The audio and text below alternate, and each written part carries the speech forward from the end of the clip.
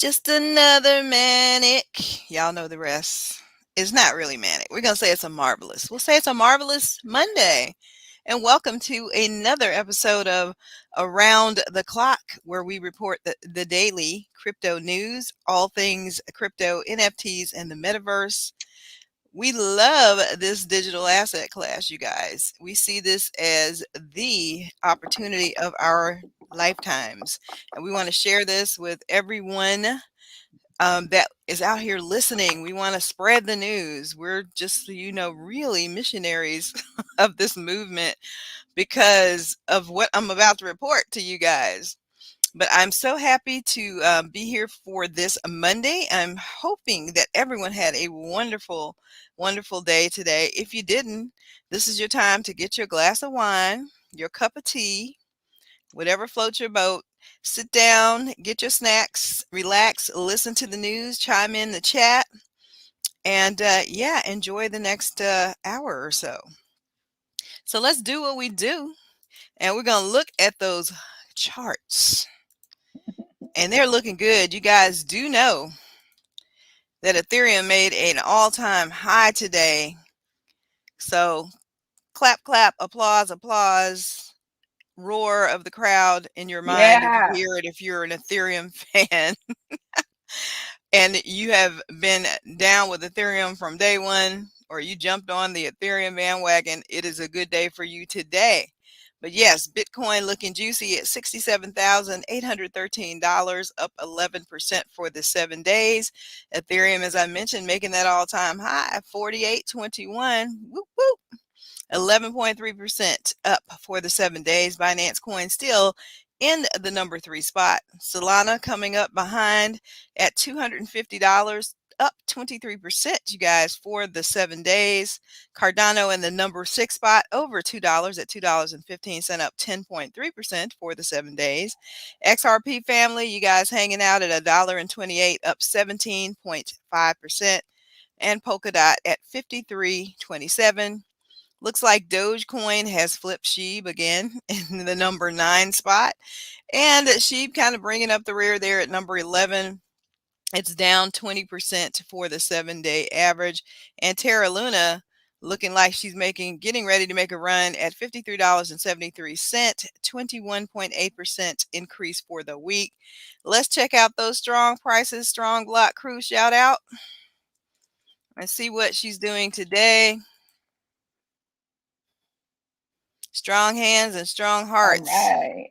She's at 829, up 4.3% for today at rank number 433, you guys. Yoo-hoo! To the Strong Block Crew. So that is what our markets are looking like. Hey, just want to shout out to the chat room. What's good, Channing? Bullet Shark, how you doing? Woody Allen, Danny Carney, Sean Webster, how are you guys today? How was your Monday? Hope it was good. You guys, the thumbnail has this story. We kind of touched on this on Friday, but this has become like a thing. You may have seen this article floating about in the crypto sphere. I'm reading this headline and this article with taking it with a grain of salt, but the article says crypto gains may be fueling labor shortage as people buck low-paying work and take their chances on risky digital assets. A research firm has done a Yawn. survey. The study was conducted by Civic Science, and they're claiming that cryptocurrency gains are fueling persistent labor shortages in the U.S. I do not think that is true at all. I don't think that's a major part anyway of what's fueling labor shortages in the U.S. A number of Americans have given up their full-time jobs to take their chances on risky digital assets. So I want to show you guys the chart and then ask you this question. Have you or someone you know quit their job at some point over the last year due to the financial freedom earned by investing in cryptocurrency? Yes. And yes, I can answer yes to that question too. This was from 6,741 responses. And so still 88% of the people said no. So that should tell you that it's not the cryptocurrency gains that's fueling this. That's kind of a contradiction there. If 88% of people said no, they don't know anybody and they didn't quit their jobs, then that's not fueling the U.S. Labor shortage here. But anyway, they said the numbers are more dramatic when they start dissecting the responses by income. So 44% of the respondents earning less than 25,000 quit their jobs to trade crypto or know someone who has, while a whopping 75% of those who earn between 25 and 50% apparently did. And here is the breakdown there. The less than 25% is the dark green. The light green is the 25,000 to 50,000. And then over 50,000 is that orange or yellow orange. And the orange color is people who make over 75,000 a year. And yes, people who were in the lower income bracket tended to know someone who quit or had quit themselves. So this data implies that crypto investments may have provided life-changing levels of income for some, while the wealthier owners of crypto use it more as another form of asset diversification rather than a source of income, which of course they would. Makes perfect sense. And here is another chart that says the question is how or have your cryptocurrency investments increased your overall personal wealth? 28% of the people said, yes, I'm wealthier than I was last year. And hopefully all of us can say that. The other uh, responses were, yes, I'm wealthier than I was 2 years ago. That was 13%. Wealthier than 5 years ago, 13% at the same level, 29%. And that was, again, the people who made over 50,000. And of course, the folks who made more than 75,000 said, no, I'm actually less wealthy. Anyway, yes, the results may not come as much of a surprise as more people returned to retail trading in equities and cryptos during the height of the pandemic to stave off lockdown boredom and to spend their multiple rounds of stimulus checks. I just find this like super interesting, this article. Obviously, the headline is a bit misleading for certain and for sure. It totally makes sense that people who are in the lowest economic brackets would be turning to this if they happen to know about it, if they're lucky enough to know about it. And Danny Carney says he hasn't quit yet, but he's definitely working on it. Aren't we all? Yeah. Aren't we all? Yeah, I wanted to share the labor report with you guys because that whole headline was just like so a bit misleading. If the people who are in the lowest income brackets are the ones who are leaving the labor force, I just wanted to take a look at this is the employment situation October 2021 from the government website. The establishment survey data, this basically breaks down by, what category and how many jobs and all of that good stuff. But I wanted to look at leisure and hospitality specifically because most of those jobs are on the low paying end. So employment in leisure and hospitality increased by 164,000 in October and has risen by 2.4 million thus far in 2021. So that includes like food services, drinking places, accommodations like hotels. Employment in leisure and hospitality is down by $1.4 million. I'm sorry, 1.4 million people. Sorry about that. Or I'm so used to talking in dollars on the show.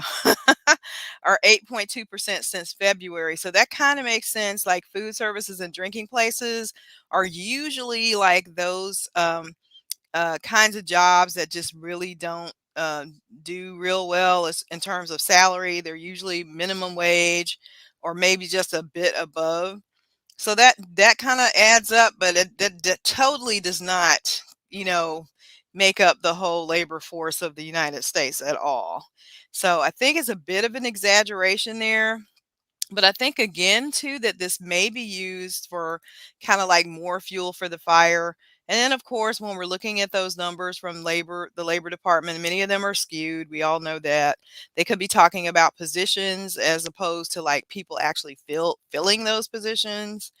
But I just think, and Allison and I kind of had a little bit of conversation about universal income, becoming a thing and how crypto is actually providing that.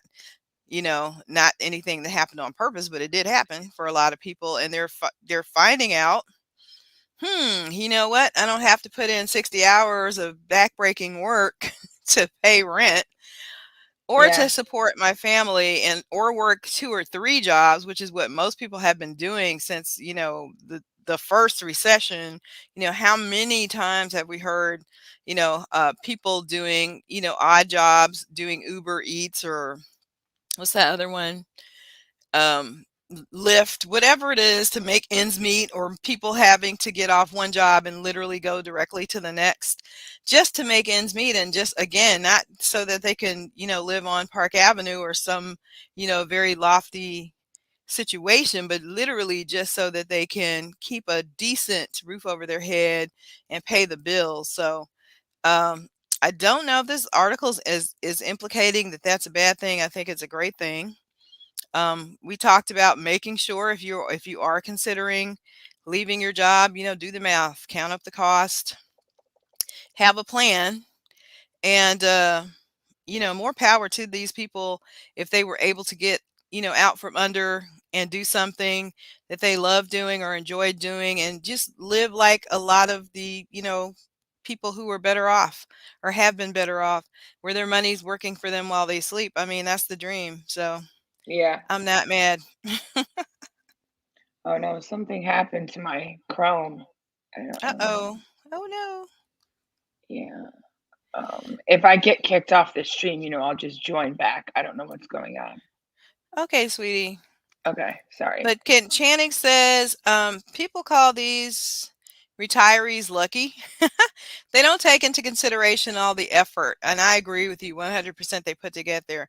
It takes effort. It took courage. It took sacrifice.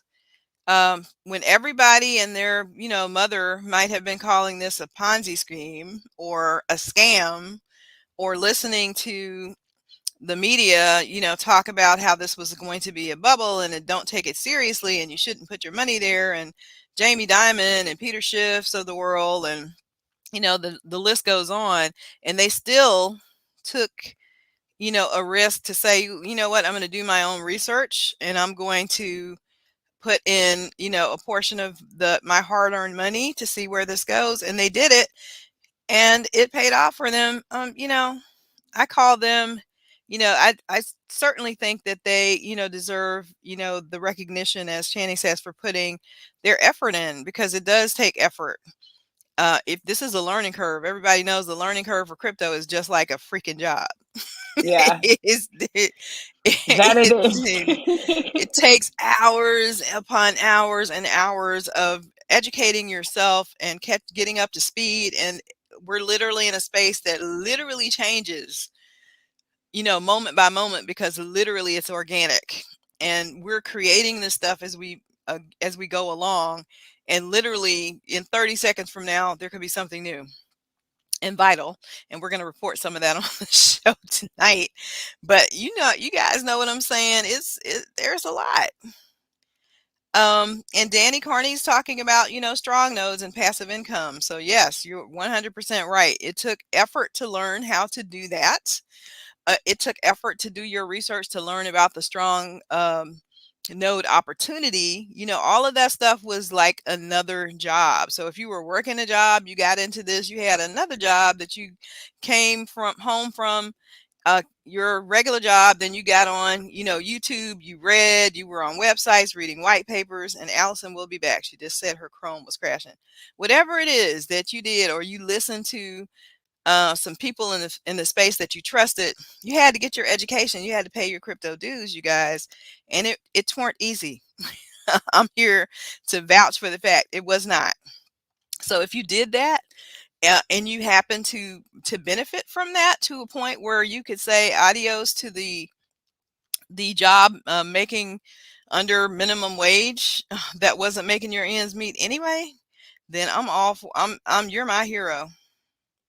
You really are. And Jaw Jackin says, what does the infrastructure bill mean to crypto investors with taxes? And we did cover a bit of that, Jaw Jackin. You missed the show on Friday. Go back and watch that replay. We covered the little thing they snuck into the bill at the last minute that will not be enacted according to sources until 2024. If you're interested in that article, I can definitely share that in the chat. But yes, I totally recommend that if you are, dealing in crypto, that you find yourself an expert in your city, an accountant that may be familiar with this, a tax attorney that may be familiar with this. I know there are several online resources that claim that they can help you do crypto taxes, but do your research there, guys. Definitely don't play around with this and find out. But we don't know what that is going to mean for us in terms of the infrastructure bill and the new um, little thing that they put in there, if that's going to be able to be overturned, or if not. But it basically said, long story short, just a summary, that if you did a transaction in any kind of digital asset, be it NFTs or crypto, and it was $10,000 or more, that you would have to be reported to the IRS, your name, your wallet address, and your social security number, by whoever you sent the cryptocurrency or the NFT to. And that not only includes, like, if you did a bulk transaction with just $10,000, but any associated transactions that added up to at least $10,000 or more. So that is the kind of long and short of it, a little short summary there, but definitely go back and watch Friday's show, you guys. Um, yeah, so I think this article titled, the headline is a bit misleading. I do think that is happening. It is not what is contributing to the majority of what's happening with the labor force here in America. I just think, again, as we've mentioned numerous times, that people are ready to do better, and they find themselves, kind of at a crossroads. And what happened in recent history has given everybody a chance to reflect and to make some different choices, to decide how they wanted to move forward with their lives. I'm sure many people have gone back to school. Many people have started training for better positions because they're like, you know what, I'm tired of just over broke, which is the acronym for job for some folks. So I'm quite happy for them. Or they just decided, they wanted better for themselves and their family, and they found another way to get there. So that is that story, you guys. Definitely wouldn't mind hearing your opinions in the chat as to what you think is going on with the labor force. Found this article, another bank article. And again, I like to report these because I think they're relevant to what's happening, and the way Jaw Jackin's question about what's going to happen, with the infrastructure bill, and all of this is one and the same subject. Really, it's all kind of intertwined. But this Citigroup CEO Vikram Pandit says that all big banks will seriously consider starting crypto trading soon. And he says that the next 1 to 3 years are going to see major institutions get into the digital asset space. They're already here. They're already in it. I feel like what he means is that we're going to see it in a more mainstream way. Wall Street banks have been on a crypto hiring spree, and we've reported some of those articles, or shared some of those articles with you. Even if many still have doubt about the value of digital assets, I do not think they have any doubt. I think they're just trying to figure out how they can make it work on their balance sheet. We reported here that they're working with regulators, even as we speak, to try to figure that out. All major banks will soon be seriously plunging into the world of cryptocurrency trading and selling. And in 1 to 3 years, every large bank or securities firm is going to actively think about, shouldn't I also be trading and selling cryptocurrency assets? And I do not believe that's I think they're thinking about it right now. They have a plan. The plan may play out over 1 to 3 years, but they're already thinking about it. He says that the finance executive's comments are the latest sign that traditional banking industry is warming to cryptocurrency. Again, you guys just kind of take that with a grain of salt. They're actually warm. They're already warm. They're already warm. And they're getting ready to invade the space, and they're already have done that. You're just going to hear about it. Many the banks that we did share with you that we know about, there were 7 major banks in the United States. There are many more that you just haven't heard of, but they're all, if they're not delving, they have a crypto staff, they're researching it, and they're figuring out how they can make it work and how they can control this asset. Remember the Squid Game fiasco that we shared with you here about the cryptocurrency that was based on the very highly popular Netflix series Squid Game? It literally rocketed up to 2,086% of its worth in like one day. A bunch of people got in, did not read the fine print, and they rugged to the tune of $2.1 million. So apparently now Binance is investigating the skid. It kind of was that. The Squid Game crypto scam. And they have announced that they are basically checking wallets and seeing like who's a bad actor. If people are still buying this. I don't even understand how that's possible. But apparently there are still people who are buying this. I don't even know how they could allow that to happen and why they haven't just like pulled the plug here. But they said they have started blacklisting addresses to prevent withdrawals from Binance accounts linked to the scam, and they are deploying blockchain analytics to identify, the bad actors. But my question is, why haven't, I mean, I don't know if this was launched on Binance, and I'm pretty sure it was, why didn't they just pull the plug or close it down or whatever? But Decentralization. oh, I don't know. This is a sticky subject. I'm obviously just oh like my coming God, it's in the middle crazy. of you discussing, but No, go ahead. You're right on target there. the whole decentralization thing, I mean, it could cross a few lines. Like, okay, so this team gets investigated, but other teams that have rug pulled don't get investigated. And where do you draw the line? And then do you start blacklisting wallets? And then I don't know. It just I think the crazy part is, and it probably has to do, that Binance has been under a lot of fire for regulatory issues. yeah, yeah, The yeah, other yeah. thing is this particular scam got so much press because it was based Yeah, it's a on bad play. Squid Game. So I think therein kind of lies the difference. They're just covering their butts because it's like now this is kind of drawing the attention. Then we had that story about the guy that lost his entire life savings, and that hit the news, and that's been everywhere. So yeah, you're right. It isn't fair, but or it just seems like, yeah, that. But the fact that people are still buying this, I'm sure they have to have like a big fat red letter warning up there at least. Let's see. Wait, It's crazy to me. I was like, what? these People are, are not doing their own research, people. oh my God, they're just jumping in, just aping into stupidity. And see, that's why it's important, you guys. And we talk about FOMO and controlling the FOMO all the time. If something sounds good, and yes, there are times in cryptocurrency when we have to make quick moves, but man, you got to at least do the basics. You got to at least make sure it's not a scam before you Wait a throw money second. at. Wait a second. This thing is up 34.91% today. Yeah, but can those people cash out because the team No, of rugged? Like, course they what the can't heck? cash out. It's up 31% because people are still stupidly buying. Ah, oh my God. I just Wait, I told you feel. guys about that one. What the heck? I told everyone about a site that shows like live buys and sells. It was a CoinGecko, like a beta testing thing. And I like how Hmm. I told everyone about it, but I'm about to ask the chat. Does anyone remember what that site is? It's CoinGecko thing. Maybe I'll see if it's on the CoinGecko page.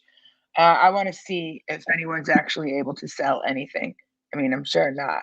And there is a warning. CoinMarketCap says We have received multiple reports that the website and socials are no longer functional, and users had previously been unable to sell this token on PancakeSwap. There's growing evidence that this project in a different color rugged. Please do your own due diligence and exercise extreme caution. Ah. But that's where we are. Like that's that graph that they always show about the greed versus the fear index, and this is full on greed. And when you get to Yeah, that point, yeah, it says something about like the space right now. And that's why education and taking that time to educate yourself is so important, man. I cannot stress enough, because these are the people, like you said, that they see this, they ape in, they don't know jack. They're mostly noobs probably. And then they get rugged, and then they say that all of crypto is horrible and terrible and everything is a scam. yeah, So what are you going to do? We just keep reporting this. If you know anybody that's new to the space, please give them all the good stuff, but also all the crazy stuff that can happen. Because if people are still buying this, it is so not cute. Wow. And this is news that I wanted to report on Friday, but then we got off on the great conversation that we were having, and I didn't get to yeah. it. But this is, you guys may remember that report that happened, that, what was it? Walmart was going to sell Litecoin, I think it was. Oh yeah, Yeah. that like So this hilarious is, thing a few months and ago. it turned out, and Oh, I all saw the this. Yeah. news places picked it up and ran it, and it wasn't even true. So this is another fake press release that claimed that Kroger. And you guys who live in the South, especially, may be familiar with Kroger. I know they have them in Tennessee. They don't have them here where I live, on the East Coast, but they're, very popular grocery store chain in the South in particular. But yes, they said Kroger is getting ready to accept crypto, and yeah, so people, probably went just like they did and jumped on, trying to get stock in Kroger, and or dealing with whatever cryptocurrency they thought Kroger was going to take. But yes, this is not true. So if you saw this or you did, this isn't true. It's fake. It's a hoax. So it says the Kroger web page pulls releases from a PR newswire. The fake release actually appeared on their website. So that lended validity to it until somebody noticed that, wait a minute, and then it was removed. Kroger has been linked to cryptocurrency but does not accept it as payment. A partnership was announced with Lolly late last year, allowing users of that reward program to earn small amounts of Bitcoin back on purchases, but that's it. So Kroger did confirm this was fake and quickly Lo- issued a statement. Lolly is a great way to get free Bitcoin, by the way. Oh, y'all check that out. Is it like lolly.com? It's an app on your phone. I'll show you exactly how it works. I haven't done it for today yet.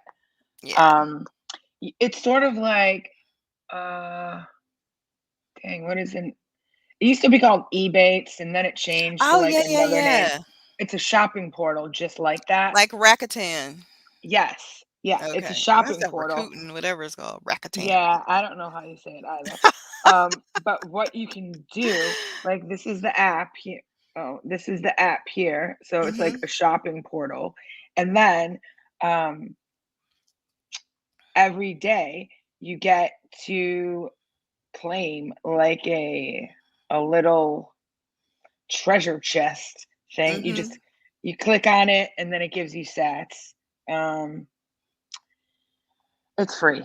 You don't have to do anything, and then you can cash out whenever you want. It's called the daily stack. See, so like here it is. Very cool. Tap on it to earn free money, and so let's see how much I got. I just got this amount. So Whoa.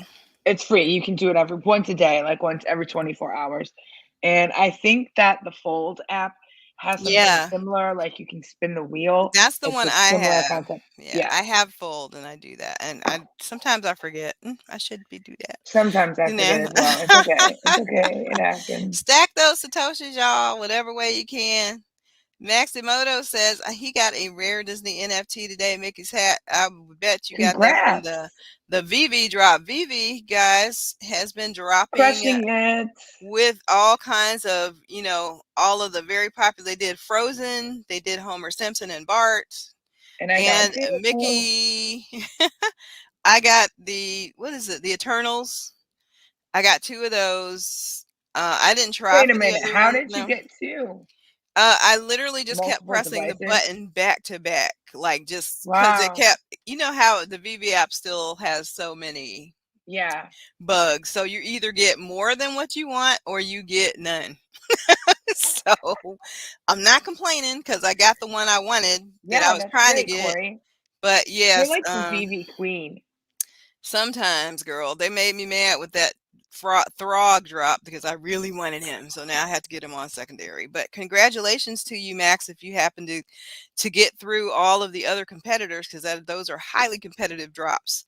And if you Very. get it, you are lucky. And hey to Hal, Hau. I hope I'm pronouncing your name correctly. How you doing? And he said there's a Disney Pixat. What's that? I think he means Pixar. Pixar drop tomorrow. Yeah, they've been dropping all week, you guys. So definitely check out BV. The BV Twitter has all the times for. Sorry, I have to readjust my chair here. All the times for drops and whatnot, and what they're dropping, and all of that. And start trying to get in there. And yes, he did mean Pixar. So you guys, we know about the mayor of Miami, who is definitely taking a crypto to the next level in terms of showing us how an entire city can benefit and function from it. He's paid revenues for the city, or raised over $7 million in revenue for the city. He's done some other wonderful things with it. He has, I think, given his staff the option to, take their payment in crypto. So here is another politician.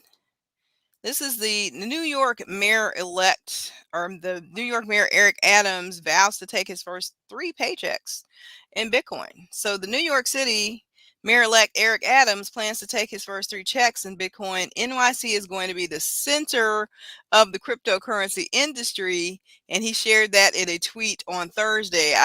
I'm pretty sure that the mayor of Miami might have something to say about that, but there's room for all.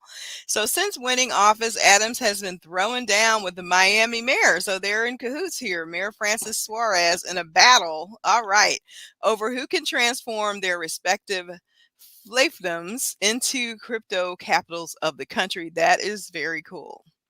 If New York does this, and Miami's already doing this, I can only see a lot of major cities starting to follow suit, because when people start seeing the benefits, which obviously this mayor-elect Eric Adams for New York City has seen the light here, and Lord knows New York needs lots of revenues. They could use this help. So I think this is a good, smart, healthy competition, and I think that this is going to light the way for other major cities around the countries to jump on board.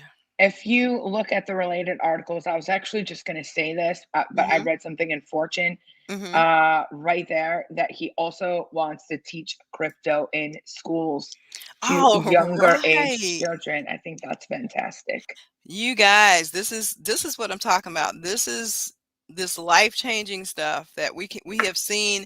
How many times have we heard about assets that seem so far removed from our everyday lives that change somebody's life, like the lottery, or you heard about somebody just happened to get lucky in the stock market. But do you really know anybody like that, or you just heard about it? This is something that we can, see, touch, taste, smell. It's so close because we've experienced it in our own lives. And many of us, if we're in this space, know other people who have been greatly successful with changing their lives based on this digital asset. And again, I can't say enough wonderful things about the opportunity that is here, right now.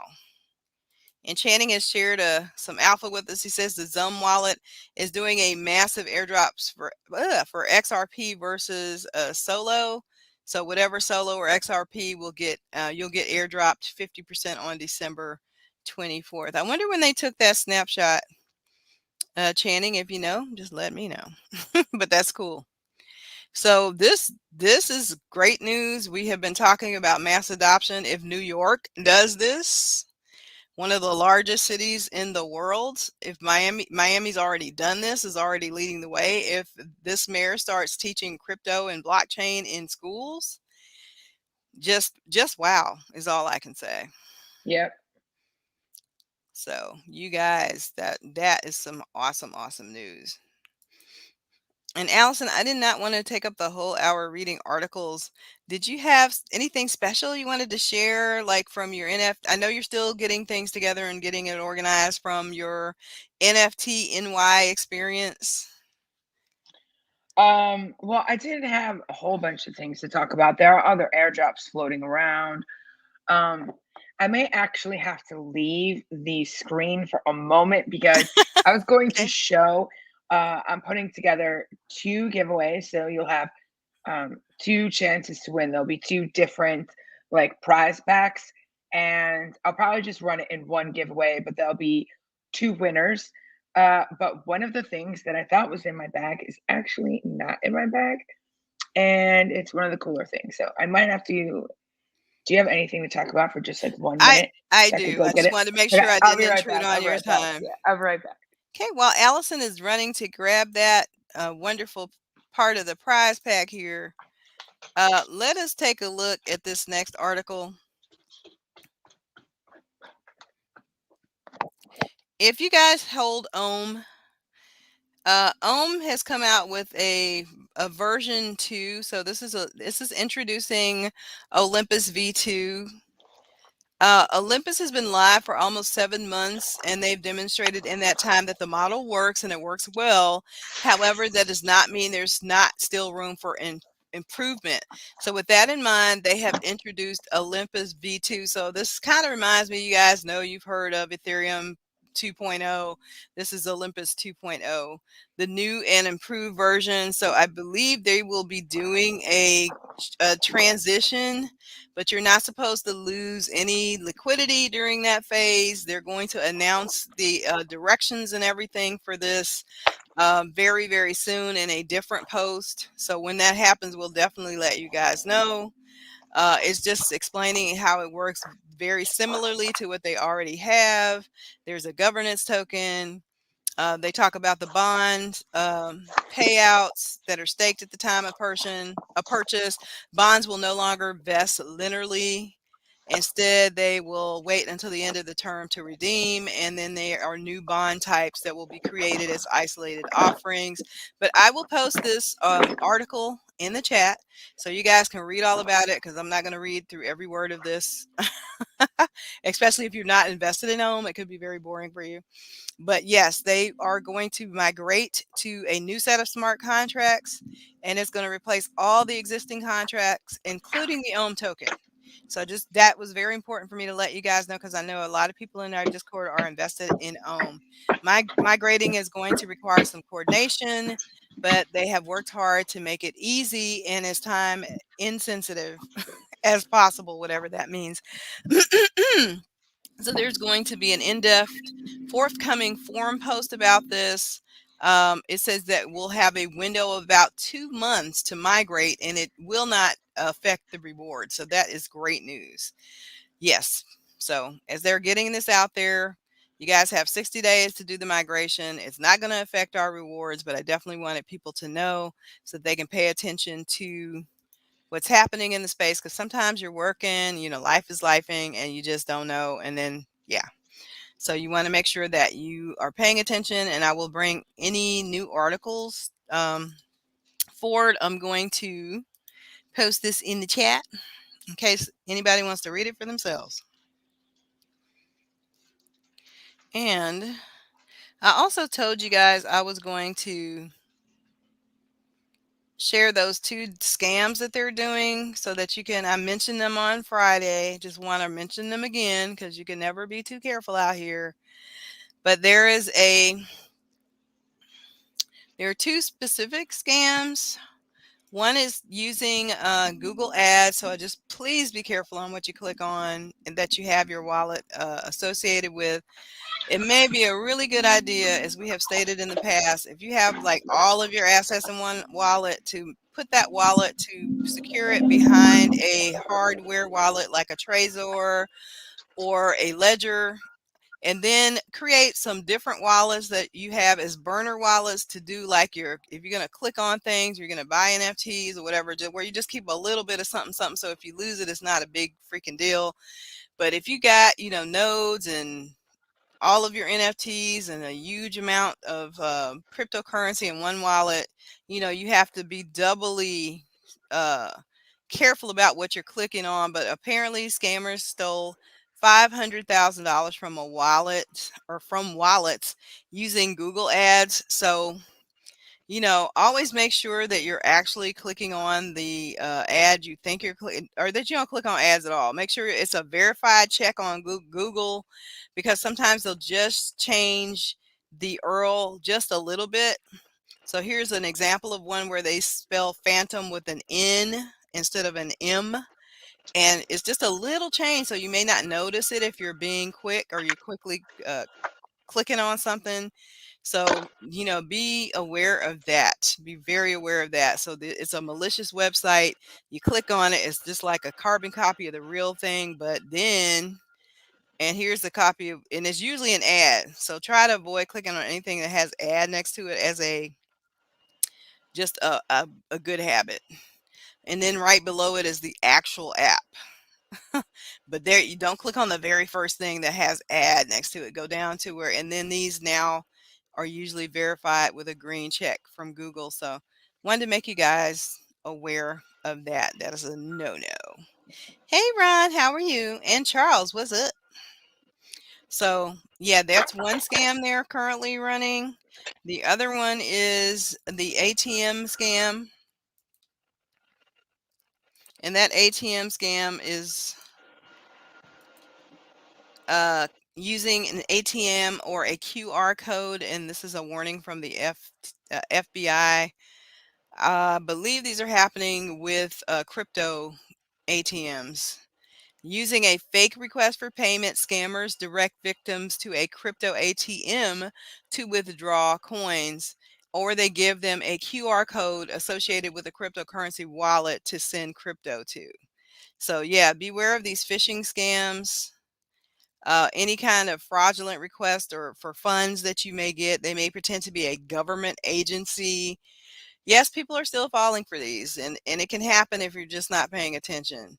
Seeking money, or they claim to be a lottery that requires a fee before a prize can be claimed. Again, greed can get us in trouble, so be careful. If somebody's offering something for nothing, it's usually too good to be true. It says the criminals send the victims to a physical cryptocurrency ATM to buy the coins. Then after they make the purchase, the victims are given a QR code associated with the scammer's wallet, and then they transfer the funds. Once the payment goes through, the criminals often transfer the fund to an overseas account immediately, the FBI said, and then this makes recovering the funds obviously difficult, probably impossible in most cases, since traditional bank transfers can be pending for 1 or 2 days before settlement.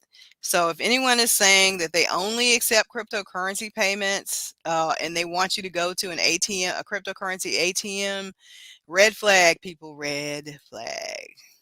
Just don't do it. Don't do it. Yes, and Ron mentioned a ATM skimmer. And skimmers can happen on regular ATMs too, or at gas stations. I don't know if you guys remember when Redbox was getting all the skimmers, and people were, yeah, I got taken like that one time too. So just be real careful. And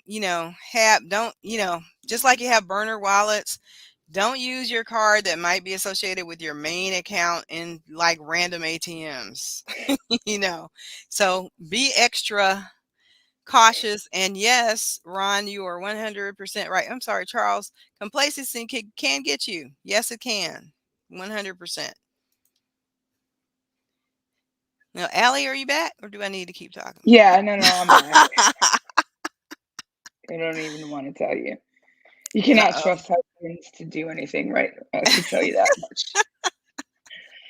Tell you that much. He never watches the show, so he'll never see that comment. It's all Gotcha. good. Okay, so I'm going to have 2 giveaways. It is minus 1 item. I really apologize because my husband decided to wash the items for whatever reason. Um, so yeah. They will come. One will come in this House of Kiba bag. Everything's gonna be reverse. Oh no, you can read that. Okay, this is the House of Kiba bag. It's from the House of Kiba party. It says NYC 2021. And then I also have a House of Kiba shirt. I'm just gonna go through. I will split these things up, and then the other prize pack will get this. We are gonna make it like one of those like pulse backpack things, Super cute. and there's gonna be tons of stuff inside of them. So I'm just gonna open this quickly. This is a OpenSea like backup battery. These are always useful. You could use it on iPhone or Android. It works on both. And then I've got so much stuff. Pretty much just giving you guys everything because I won my ticket to NFT NYC from a company out of Detroit called Facings. And I was extremely grateful to win that ticket because when I went to buy them, they were sold out. And even then, if they weren't sold out, it was $599 for a last minute ticket. Wow. Someone from their team was unable to attend. So they held a giveaway. And I, as we all know, I enter a lot of Twitter giveaways. I happen to be the lucky recipient of that ticket. So I just want to shout out Facings. Thank you so much. I truly appreciate your generosity and all of the stuff that I collected at NFT NYC. I'm just giving that to you guys in 2 packages. So I showed you some of the things. Last week I did show you the official sweatshirt that they were giving out when you collected your badge. But I'll show it again just in case. So this is it. It will be in one of the things. I think it does say NFT NYC on here somewhere. Maybe. Yeah. Right here. And also, I had no control of these sizes. So sorry. I'm doing the best I can. I think that the sweatshirt is an XL. You could probably shrink it in the dryer if it's too big. So we have that hoodie. And then I have a long, this is like a long sleeve tee from Flow and like Build the Future on the back. So it's just gonna be like sweatshirts, t-shirts, stickers, the backpack, the bag, excuse me, and the OpenSea thing. And I think I have a hat in here somewhere too. Oh wait, actually, I might have another sweatshirt for everyone. I do, yeah. Okay, so I guess there's 2 hoodies. I don't know what metalcore. Does anyone even know what that is? I don't know. I just took like all the stuff. Oh, it is an no, I know it's an NFT because I belong to their Discord. Oh, do you? Mm-hmm. Oh, look at that. And then just like there's stickers too, like if you have kids or if you're female and you win Oh, this, that's so cute. yeah, you can put them. You can put them on your computer. And I have also an OpenSea mask, but I don't know how many people are gonna want that. And then 2 water bottles. It does say NFT NYC on them, like just reusable bottles with like a little clip. You could clip it onto your backpack. And then some of these things here, I've not gone through all of them, so I do urge caution when scanning things like this. I have a lot of things like this, and some of these are NFTs. Like this one, Scan Me, Bring Me to Life. Maybe just look at what it is if you can determine on the postcard before scanning it. Yeah, because I cannot be responsible. I cannot be responsible for what comes onto your phone if you scan any of these things. But see, like here, mints a free NFT on Bitcoin. I got a bunch of these. So yeah, your pack will come with that. And then Corey and I will put together like a little post and we will tweet it out from the Cryptonairz. We'll have someone share it on the Cryptonairz Twitter. And it'll be just, you don't have to do anything crazy. Maybe just leave a comment. You don't even have to retweet it. I mean, share it so more people see it, but it won't be a requirement. Just leave a comment and we will do, the wheel spin for the winner. When should we do that, Corey? Maybe Friday? Sounds like a Thursday? winner. Okay, let's do that Freaky Friday. So Friday then giveaway. you have 4 days. You have 4 days to go ahead and enter. Thank you, Ron. Okay, so now to the actual conference. Let's talk about that. Yeah, I'm still a little overwhelmed, and today I had a bit of a panic. Like if you follow me on Twitter, you may have seen me tweet about there seems to be a COVID outbreak from NFT NYC. So I was a little nervous about that, but I've already been tested. I went and did that after work. That's why, like, my whole evening I was running late. Thankfully, that was negative, and I do hope the people that did get it, I hope that is a quick recovery. It's really unfortunate, but when so many people are gathering together, like there were a lot of places people just didn't even really seem to care. Yeah. But it's hard when you're eating or having a drink.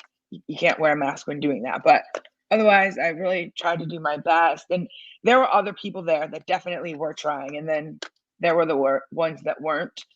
And there was a lot of stuff outside as well. Generally, on a whole, I would say they ran it as safe as they could.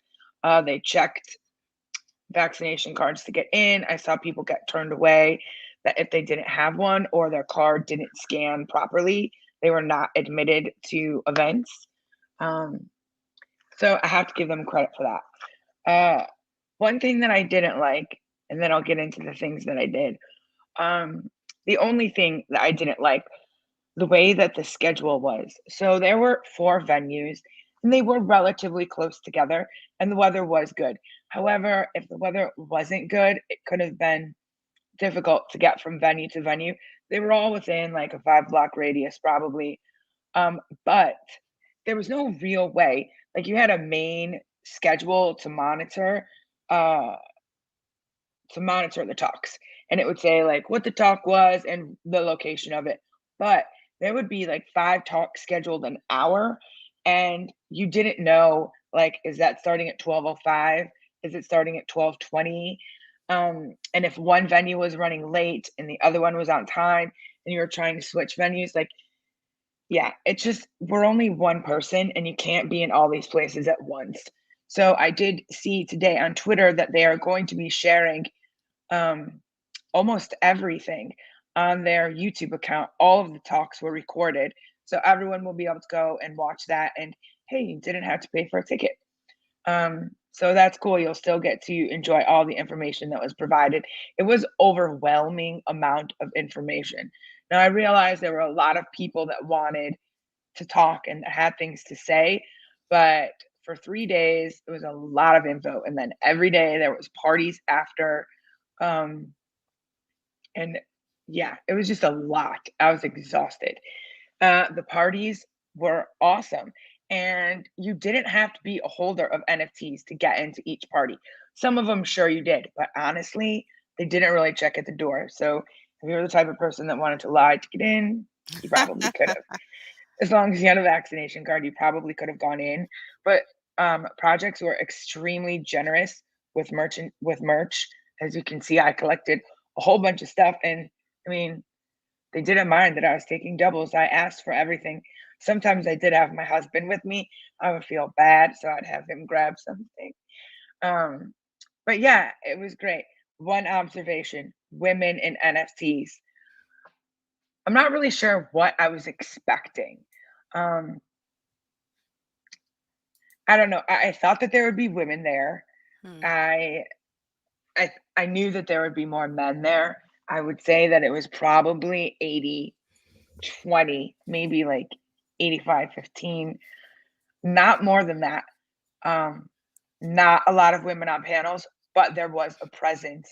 I actually wasn't expecting to see many women at all, and I was surprised by the amount of women that were included in panels or female only panels. That was nice, but there should be so much more. And there was actually a call by males in the community for that. So Hmm. because they know that we're here and Mhm. they know that we're working here, we're helping build community here, we're collectors. So there should just be more of a presence. And I'm not sure why there isn't, if that's just a traditional, like in the art world, is traditionally white men that are running galleries, successful artists, um, and same thing in finance and fintech. It's a similar type of thing. I mean, there is diversity there, but there's an overwhelming amount of white males. But I really did appreciate hearing some projects call for a more female presence, like in the next conference, which by the way is supposed to be happening in June of next year. I'm not sure if they're going to have one in June and November, but definitely they're trying for one in June. The Back in New York? Yeah, I think so. Yeah.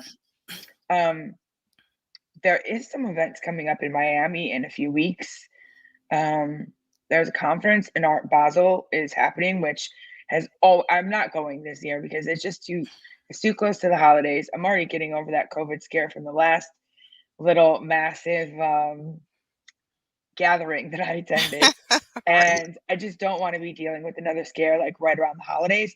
But for anyone that's interested, Art Basel is an absolutely incredible art festival. It's well known. There are different ones around the world. The one in Miami has always been on my bucket list.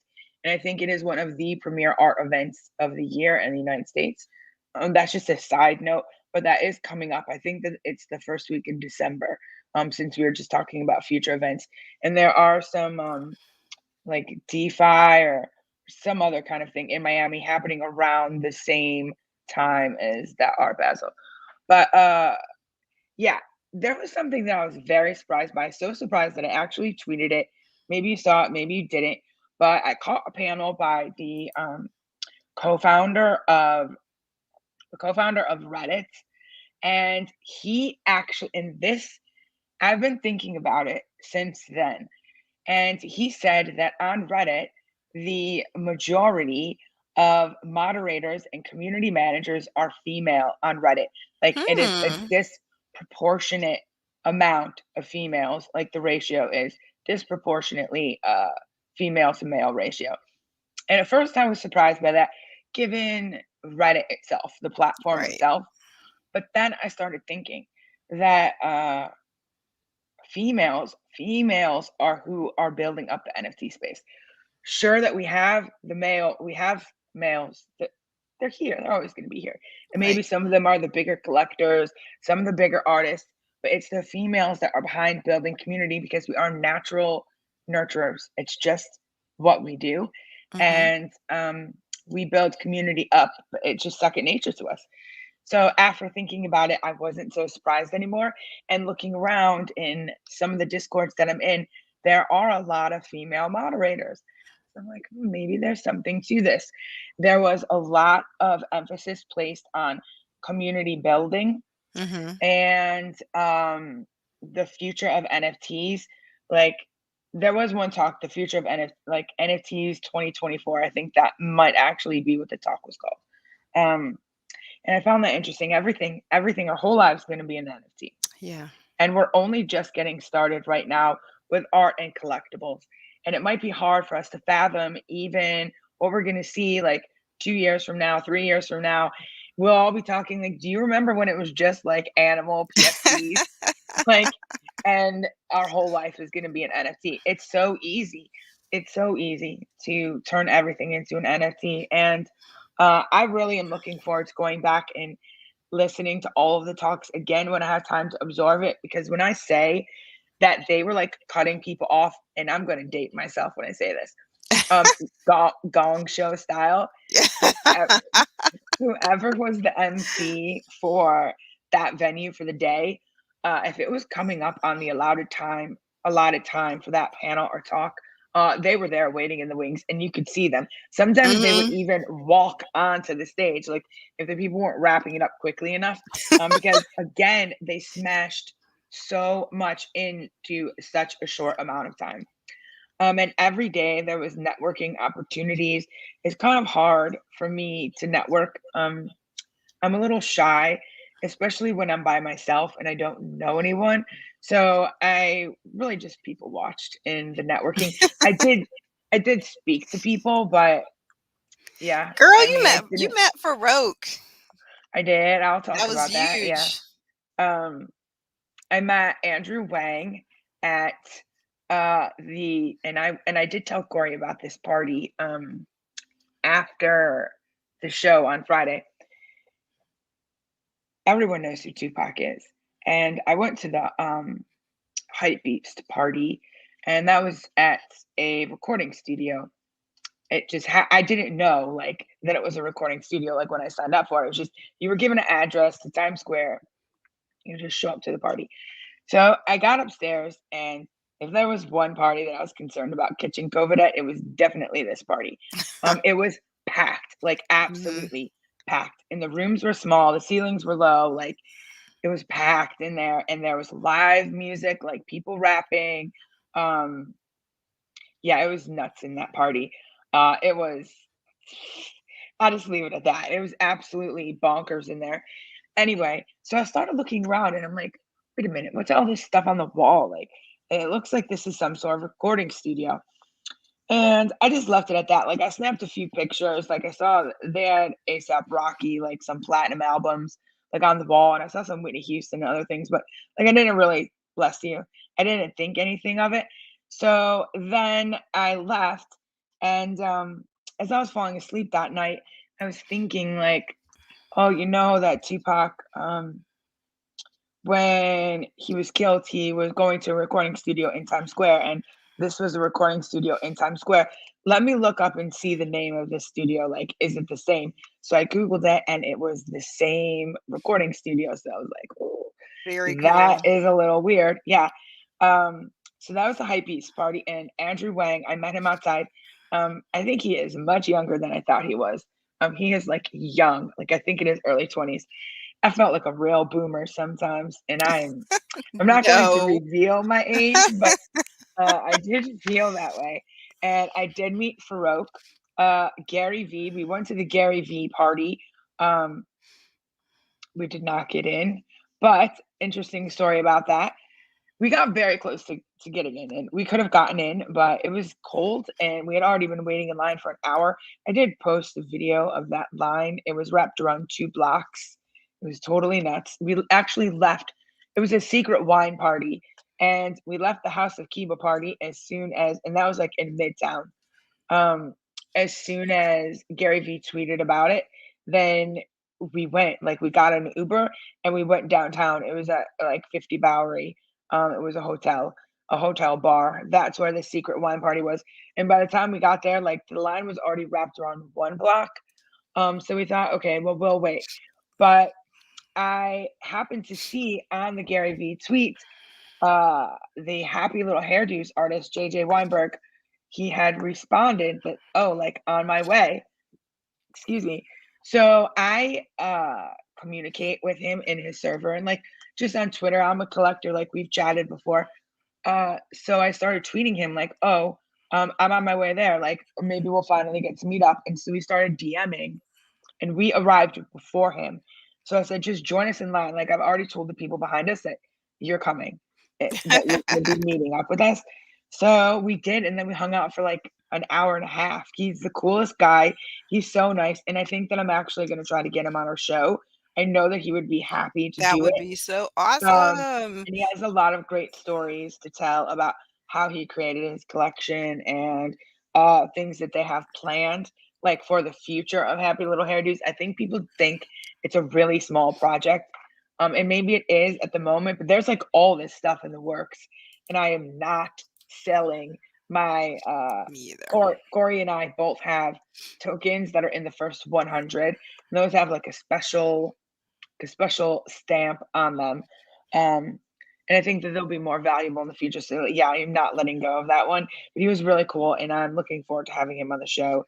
But we went to the House of Kiba party, and and then we went to the Dreamverse party at the end. That Those are the 2 things I heard the most about was that Gary V secret wine party that was all over Twitter, so it wasn't a secret. And that yeah, Dreamverse party was everywhere, talked about everywhere. yeah, I'm gonna see if Kazdig, he does some of our editing and helps us with videos here in on Cryptonairz channel and in our server. I've got some really cool video. The main DJ for Dreamverse was Alesso. Is that his name? Alesso. And someone can correct me if I'm wrong. But there was this like there was this art experience there that was supposed to be a hallucinatory experience. There's an app. There's an app that you download, and like when you, oh, of course, my phone died. I think the app is called Acute Art.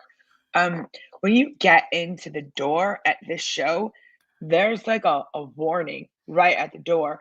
If you suffer, like there will be intense use of strobe lights and I don't know, like something else. So it was just giving epilepsy warnings because like this is real serious. When you go to a club, you're always dealing with that. But this, what happened during this hallucinatory experience was very intense, especially if you were using the app. The it's yeah, I'm just gonna call it an experience, like an art experience. It goes along on the app. It goes along with music and these strobe lights and sounds. When you open the app and you point it at the stage, like where the DJ is playing, it did some like really crazy stuff in the app.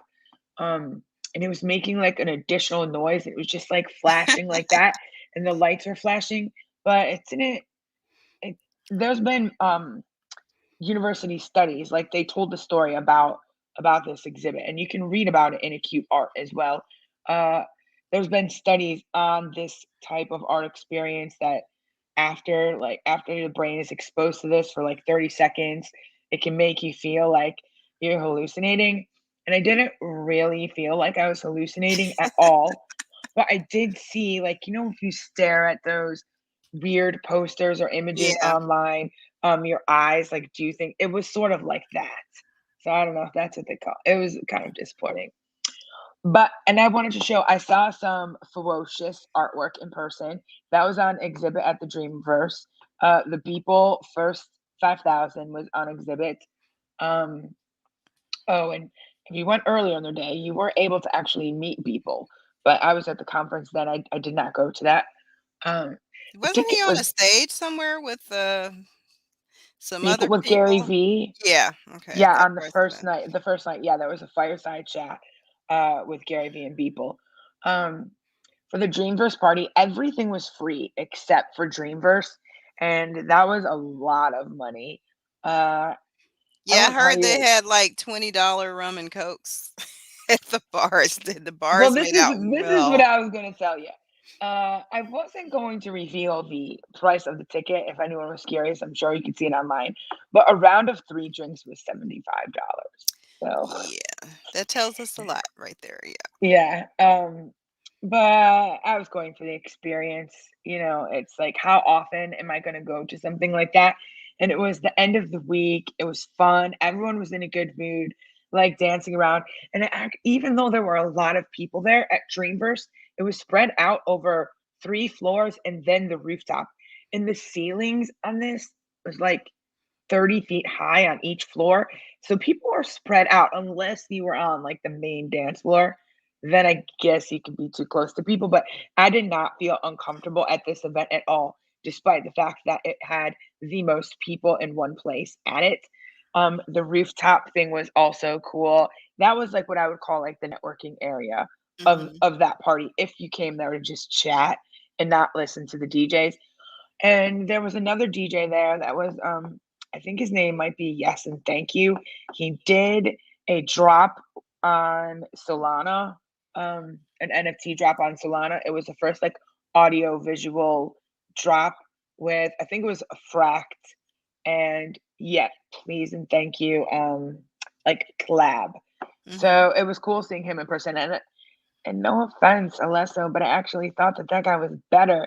Like, I liked the music that he was playing better, but that's just a personal preference. So, like, they're both very talented DJs and whatever. So, yeah, it was I recommend the experience. If you have the opportunity to go next year, and maybe we'll, like, do something fun in the server where we'll hold a contest and give away a ticket, and I know that Corey wanted to go to this one, she couldn't make it, but hopefully she'll be able to make the next one, and you can come and hang out with us, like, if that's your thing. If you wanna hang out with Corey and I in person, then we'll do something for next summer, and, like, we'll give away a ticket and to come and meet us, because if you get them early, they're not $599. It's just for disorganized people like myself that wait until the last minute.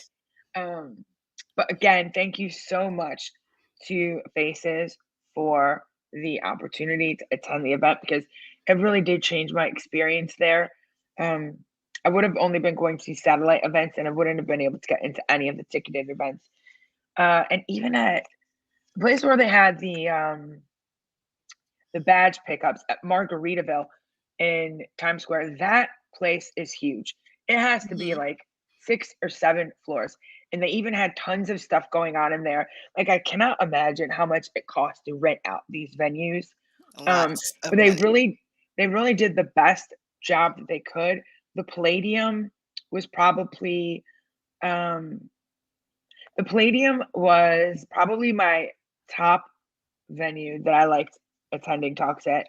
And then the second best, I would say, was Town Hall because it was cozy and in like a theater. So it was theater seating. It was really comfortable in there. The Edison Ballroom was freezing. So it's not that it wasn't comfortable, but the AC was blasting in there. And I was very cold. AC? Yeah, Well, I the guess they need it for AC. all those people, yeah. Yeah. Wow. Yeah. And then the last day, the last day of the talks, which was Thursday, um, that's where I saw the David Schwartz talk was at a different Edison ballroom at the Edison Hotel. That it was too packed.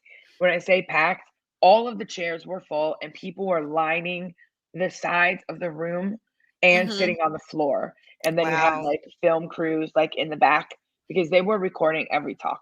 So yeah, that was intense. There were a lot of people in a small amount of space there. The ballroom that they were using the first 2 days, it had 2 floors. So there was more space and people were able to spread out more. That last day, it Well, since wasn't this really was with COVID their friendly. first one, hopefully from this experience, they'll do better with planning now that they know, um, how well attended they may have underestimated in some instances, how well attended this one was, versus, what they actually planned for. Because it was off the chain from all the videos, the things you posted, and things that I saw all over Twitter. There were a lot of people there.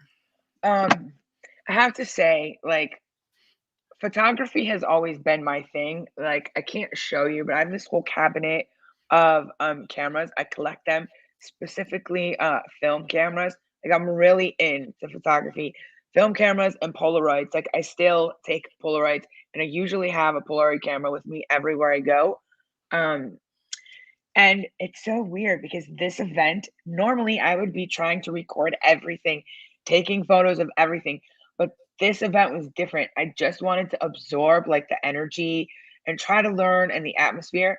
And I didn't take nearly as many photos as I thought. Like, I was looking back at pictures I had of the parties and I was like, wow, I did not take that many photos. I didn't take that much video, but I guess that means you're having a good time Yep. because you're not thinking about recording every single experience. You're just actually in the moment, like enjoying it. So I think that they probably will. Charles, I wonder if they'll host it in different cities. I think that you're going to start seeing um different conferences popping up around the world. Actually, just right after NFT NYC, I saw this weekend in London, they had a small one, like NFT London. Um, so I think that you are going to start seeing that. They'll be all over. Maybe they'll have one in London, have one in Australia, somewhere in Asia. Yeah, they're gonna be Yeah. all over I soon. could see I don't know about Miami getting in on that action too. well, they do have Miami does have the Art Basel, so I don't know if they would ever do like the NFT thing because there's gonna be tons of NFT stuff at Art Basel. So it would I don't know, maybe they will, maybe not. Um, but yeah, tickets someone also said tickets will go fast. This is actually the third year. The first time they had it was 2019. And I saw a video today that said there was only like 500 tickets sold in 2019. And then I'm not sure what happened last year because of, we know what. But Yeah. this year, they sold over 5,000 tickets. Even Monday, they opened up 200 last minute tickets that they had made available. Um, I didn't see those until it was too late because I probably would have purchased one for my husband so that he could sit in on some of the talks because he was actually getting really into this stuff. I do most of our crypto and NFTs, and he takes care of other things. Like I'm just more passionate about it. I'm more interested in it, so it makes sense for me to like be the one that's monitoring everything. But after sitting in on some talks and going to the parties, he was like, "Wow, if you would have told me it was about this," because he is an artist. Right. He he's an executive chef, which cooking is an art. Um, It is. and but he also draws and paints. So he was like, if you would have told me that it was like this, like I would have been into this the whole time. But now he knows. Now he's gonna start paying more attention. But he enjoyed it as well. I definitely think it's not an event that you would say, "Oh, I can't go with my spouse." Um, to this. You can definitely bring your spouse, you can bring your partner, you could go with your friends. It's it's an event for everyone, really. I didn't get to meet Yeah. Nyla though, so I was bummed out about that. I have a feeling you will, or we'll have her here on the show with her mom, but Yeah, she's one of these definitely days. working on that one. But you had an adventure, and I'm like so happy that one of us got to go. Um, and definitely going to plan on next year for me. It was just I live with someone who's immunocompromised, and I just could not take the chance this year. But Yeah. yeah, definitely next year we will be looking forward to it and looking toward it. I want to remind people about the Coin Gecko one that is It's virtual. coming up. Yep. Yeah, it is coming up November 17th through the 19th, and I believe we gave away a ticket here on this channel, didn't we? We did, yeah, it's a Crypto Cali. And we may be doing another one before they launch, but that is coming up in 8 days, guys. So, and that is completely virtual on Coin Gecko. Their tickets are still for sale for that. So, if you didn't get to the New York one, they have a great lineup of speakers, and it's going to be a lot of alpha given there. Go ahead and sign up, and we'll probably do another giveaway sometime this week. I have an extra ticket. Um, I saw today on eToro that if you it was just like an I was reading an article, I don't know what it was, but there was an ad for eToro in the corner of the page that if you deposit $50 into eToro, you can get a VIP ticket to the GeckoCon. Yeah, so So check that that's out too if yeah, we're thinking about getting on the eToro's website. But yes, Charles, I could see that too. I can see that as well. You guys check out our Discord. You can find the link down below, cryptonairz.com. You can join this month for 25% off using that coupon code of NAIR25 off of any level subscription for the life of your subscription. And we know we've run over our hour. We thank everybody for hanging with us and staying with us. Look out for that giveaway on Friday. Um, yeah, and pay attention to the Twitter Spaces. Be in here joining us for our daily around the clock broadcast so that you can hear all the good stuff. We love you guys so much, and we thank you so much for spending your Monday night with us. And we'll be back tomorrow night with more of the same. Have a good one, Bye guys. guys.